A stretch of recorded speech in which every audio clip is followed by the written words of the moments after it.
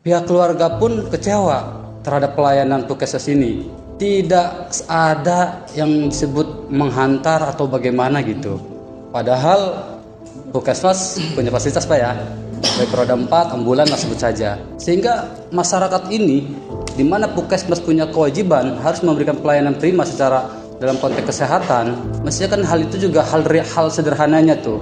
Itu tidak dialami oleh masyarakat pelayanan prima tersebut. Sehingga masyarakat yang kondisinya sedang kesusahan proses layanan tersebut secara mandiri berangkat ke rumah sakit. Nah, singkat cerita, saya cerita ke situasi di rumah sakit bahwa Dokter Eko setelah melihat itu kaget dengan bahasa begini, Masya Allah, ini jahitannya udah kayak kabel kusut di simpang tiga Sangyang. Neng tahu nggak? Dokter Eko nih ngomong ke pasien, tapi Neng sabar, nanti sama saya diterapikan. Teman saya ada 2 orang, dia diantar dengan sama pasien sama keluarganya menggunakan ambulans sampai ke Unika. Antrin ke sana ke Unika. Tadi ada statement nggak nganterin kan gitu. Iya, kan tadi saya respon juga kan. Mungkin dari itunya dari Unimedika ke Metro. Mungkin kan. Dokter Eko terkait dengan framing yang demikian karena yang bersangkutan dapat diduga telah melanggar kode etik dokter dan hal tersebut nanti kita akan tindak lanjuti. Tapi pada persepsinya begini, kalau orang dianggap telah melakukan sebuah kesalahan lalu kemudian mempertanggungjawabkan, berarti di situ ada insiden salah dulu, adanya terbukti perbuatan tersebut, baru apakah seseorang tersebut dapat dipertanggungjawabkan atau tidak, mau bertanggung jawab atau tidak.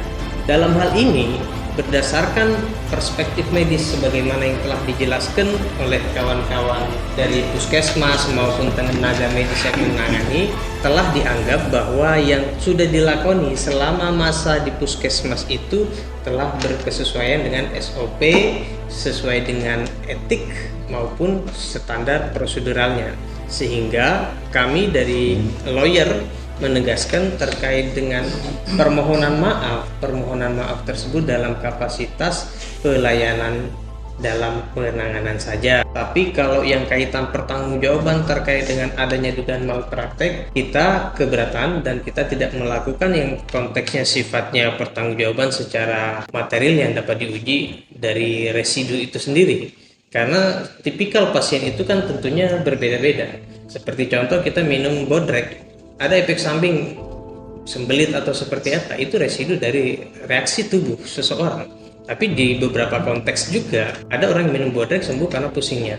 Nah, hal-hal yang demikian kami konfirmasikan kepada rekan-rekan medis di sini yang menyatakan bahwa adanya reaksi tubuh yang demikian antara pasien satu dengan pasien lain itu berbeda-beda. Jadi tidak dapat dianggap bahwa telah terjadi dugaan-dugaan yang menyimpang. Sekalipun yang demikian itu menjadi paradigma berpikir secara subjektif saudara, itu silakan saja.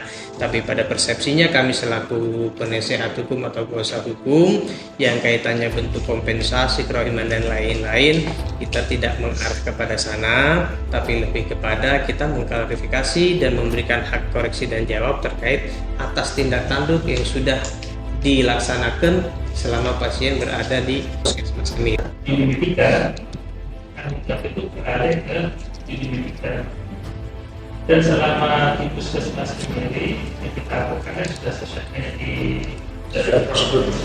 Saya yang sebagai mandatori, yang pertama langkah saya harus memberikan laporan hasil audiensi ini, gitu kan.